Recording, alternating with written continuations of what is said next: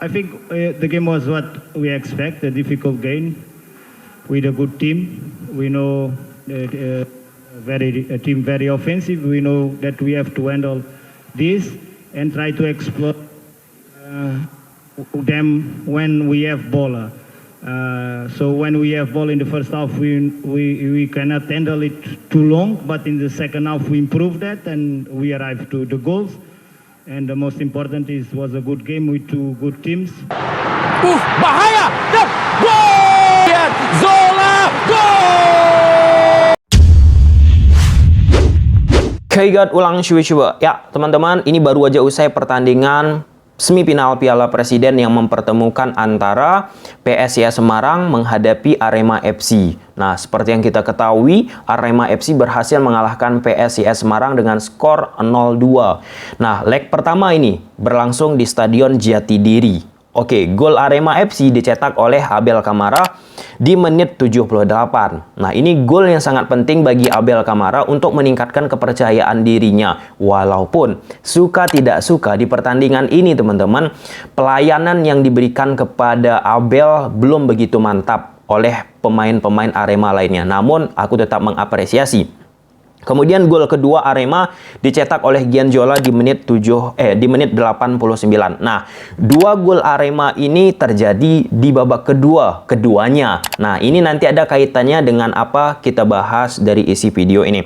Sebelum kita bicara lebih jauh, teman-teman, bahwasanya aku mengapresiasi baik itu supporter PSIS Semarang dan supporter Arema yang bisa bersama-sama di dalam satu stadion untuk mendukung tim-tim yang mereka cintai, teman-teman. Dan ini mungkin momen yang jarang ataupun langka kita jumpai ataupun temui di Liga Indonesia. Semoga apa yang terjadi di dalam stadion ini, di dalam pertandingan ini bisa menular kepada supporter-supporter yang mendukung timnya yang ada di Liga Indonesia. Pastinya, teman-teman. Kenapa? Ketika supporter tuan rumah bisa menerima supporter tim tamu tentunya secara tontonan, bicara sepak bola, teman-teman, itu sangat menarik ketika kita menyaksikan antara, bukan hanya antara pemain ya di dalam lapangan, tetapi antara supporter kedua tim yang saling beradu yel-yel untuk mendukung tim tersebut ataupun tim yang mereka cintai. Dan ini merupakan salah satu hal penting juga ketika atmosfer itu dijaga, sponsor-sponsor ataupun investor-investor ya pasti pelan-pelan akan ya menanamkan modal untuk sepak bola Indonesia. Kenapa? Karena secara atmosfer udah terjaga. Nggak ada tuh clash-clash terjadi antara supporter tim tuan rumah sama tim tamu. Nah, itu lazim kan kita lihat di negara Eropa yang dimana supporter tuan rumah menerima supporter tim tamu dan mereka saling saling memberikan yel-yel, dan kita lihatlah perkembangan industri sepak bola di Eropa. Semoga semakin bisa menularkan untuk tim-tim ataupun supporter sepak bola lainnya yang ada di Indonesia. Oke, kita bicara terlebih dahulu PSIS Semarang. Nah, di atas kertas PSIS Semarang gunakan pola 4-3-3. Ataupun bisa berubah menjadi 4-2-3-1 ya, teman-teman. Tergantung situasi yang ada di dalam lapangan. Tetapi di grafisnya taktikal Indosiar 4-3-3. Di belakang ada Redundo, Ali Sesai, Prasetyo, Fredian. Kemudian di tengah ada Dewangga sebagai defensive midfielder. Kemudian ada Jonathan juga, Guntur. Kemudian ada Wawan, Portes, Taisi Marukawa di depan. Nah, untuk PSIS Semarang di awal-awal pertandingan pun khususnya lah ya, teman-teman, secara overall di babak pertama itu dia tancap gas terus, attacking, atraktif lah ya, permainan menyerang atraktif yang dimiliki oleh PSIS Semarang ini seperti yang ia lakukan di pertandingan-pertandingan selama di Piala Presiden.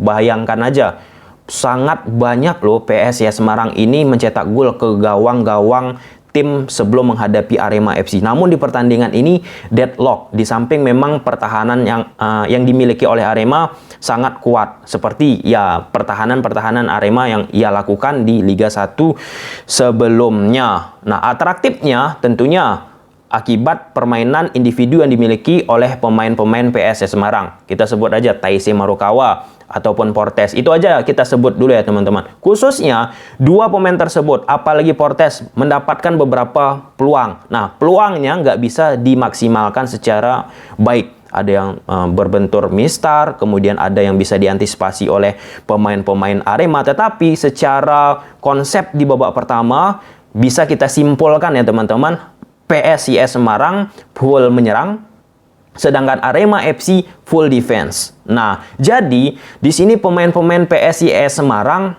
terus menyerang tentunya butuh stamina.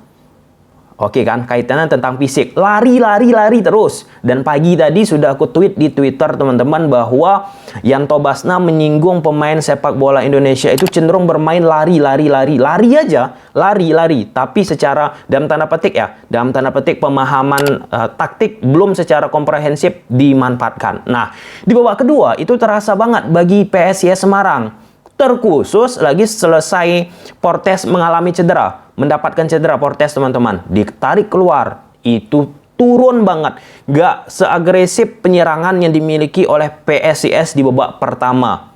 Oke, sampai situ jelas teman-teman, diimbangi oleh fisik yang sudah mulai menurun. Fisik mulai menurun ini kenapa? Ya karena full attacking yang dimainkan oleh PSIS Semarang di babak pertama. Sedangkan Arema FC lebih banyak bertahan. Bertahan ini pun nggak gampang loh ya. Perlu fisik yang prima. Dan itu dilakukan oleh Arema FC. Oke, sampai situ jelas ya teman-teman kan. Ketika Arema FC mampu bertahan dengan baik, diimbangi dengan fisik yang kuat, dan mampu mengantisipasi semua penyerangan PSIS Semarang walaupun mereka beberapa kali nggak beruntung teman-teman. Nah, di babak kedua mereka hajar Arema FC teman-teman. Fisik Arema kuat, PSIS sudah drop. Nah, di situ ada beberapa counter dilakukan oleh Arema FC. Tapi nanti kita bahas Arema FC. Dan satu poin teman-teman, bagi PSIS Semarang ini penting ya, bahwa Portes terlalu digantungi oleh PSIS Semarang selama Piala Presiden ini menurut aku ya. Memang Portes pemain bagus, tetapi ya kerasa banget kan ketika nggak ada Portes di PSIS sama ada Portes di PSIS. Tetapi sekali lagi, ini pertandingan pramusim. Nggak salah setiap tim untuk melakukan improvisasi taktik ke depannya bagaimana, tetapi ini menjadi bahan pelajaran untuk PSIS Semarang.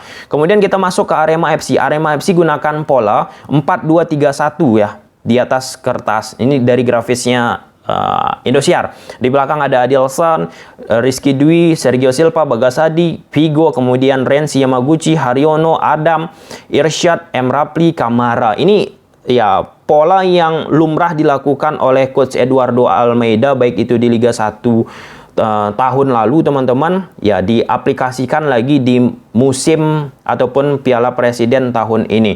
Ini jujur-jujuran aja teman-teman ya. Kalau kita bicara dari sisi permainan, jelas Arema di babak 1 bertahan, di babak kedua sudah mulai melakukan penyerangan-penyerangan. Salah satunya ketika Portes keluar, perubahan pola dilakukan oleh Almeida dengan memasukkan ataupun melakukan pergantian pemain yang dimana Arema juga lebih lepas, lebih berani untuk melakukan penyerangan ketimbang adanya Portes. Ketika ada Portes, Arema sedikit takut-takut aja nih untuk melakukan penyerangan, dan itu terjadi teman-teman. Beberapa peluang tercipta seusai Portes keluar dari lapangan. Oke, di situ ya poinnya teman-teman. Sedangkan selanjutnya Arema pada pertandingan ini kembali menunggu momentum. Mereka bertahan, kemudian melakukan counter. Namun serangan Arema pun ya begitu-begitu saja. Begitu-begitu saja bukan berarti aku meremehkan, bukan ya teman-teman. Tetapi ya terus-menerus itu dilakukan dengan konsep yang sama. Tetapi mudah dilakukan, tetapi tetap terus-menerus dilakukan. Sampai situ paham ya teman-teman. Serangannya seperti apa? Memanfaatkan serangan dari sisi sayap, dan berkali-kali itu bisa dimentahkan oleh pemain-pemain PSIS Semarang. Sedangkan dari sisi tengah teman-teman, udah pernah kita bahas juga bahwa Arema kombinasinya kurang begitu kuat. Nah, serangan dari sisi sayap, crossing, long ball tetap dilakukan. Ibaratnya seperti teori peluang. Di matematika kan ada teori peluang teman-teman. Nah, 10, 20, 30, 40, 50, 60, 70, 80. Misalnya, crossing dilakukan long ball setidaknya ada 1, 2, 3 yang nyangkut untuk menghasilkan create chance. Dan itu dilakukan ya oleh tim Arema. Walaupun tetap ada kok beberapa permainan open play yang menghasilkan peluang dan tercipta gol lewat Gianjola ya. Itu Kalau nggak salah aku, itu gol pertama dari sisi open play, dan aku tetap mengapresiasi. Aku tidak menyalahkan ya teman-teman, bahwasanya permainan-permainan seperti ini kerap kok dimainkan oleh pelatih-pelatih yang oportunis yang ada di Eropa teman-teman, yang lebih mengandalkan defense, menunggu, membuat tim lawan capek walaupun defense itu capek ya. Kemudian ada momentum dimanfaatkan oleh Arema FC. Nah, Arema FC ini juga kalau kita lihat gaya permainan ini dengan musim lalu hampir sama. Di babak pertama oke lah. Kalau menghadapi tim-tim superior, diserang terus, dihajar oleh tim yang superior ataupun tim yang selevel dengan Arema FC teman-teman. Kemudian di babak kedua dihajar oleh Arema FC dengan melakukan permainan lebih sedikit terbuka. Itu sering ya dilakukan Arema, dan ini momennya replikasi ya oleh pemain Arema FC di pertandingan ini oleh Coach Eduardo Almeida. Nah, kalau kita bicara tentang Arema FC, oke, dengan permainan seperti ini, gaya permainan seperti ini, hemat aku ya, cocok banget untuk di turnamen. Cocok banget dengan full defense, ya sedikit bertahan lah ya. Kalau full defense terlalu radikal banget bahasanya. Lebih cenderung bertahan, kemudian memanfaatkan counter. Sedangkan untuk di kompetisi akan agak sangat sulit. Aku bukan mengatakan tidak, akan agak sulit. Kenapa? Stamina perlu terjaga selama kompetisi 38 pertandingan. Harus tuh prima. Kemudian nggak boleh kehilangan konsentrasi, nggak boleh kehilangan fokus. Counter attack harus selalu maksimal. Kalau ada peluang sedikit harus bisa memanfaatkan secara maksimal. Nah, dan itu ya memang seperti yang disampaikan oleh Coach Eduardo Almeida, yang penting menang. Beberapa komentar yang disampaikan oleh Coach Eduardo Almeida, dan terbukti pada pertandingan kali ini di babak pertama ya banyak kritikan-kritikan terhadap permainan Arema. Kemudian di babak kedua Arema menang, kritikan-kritikan terhadap permainan tersebut juga mulai menipis. Oke, sampai sini aja lah videonya. Gimana menurut kalian? Semoga di leg kedua Arema dan PSIS menampilkan permainan yang lebih baik lagi daripada pertandingan ini, walaupun ini pramusim. Bye.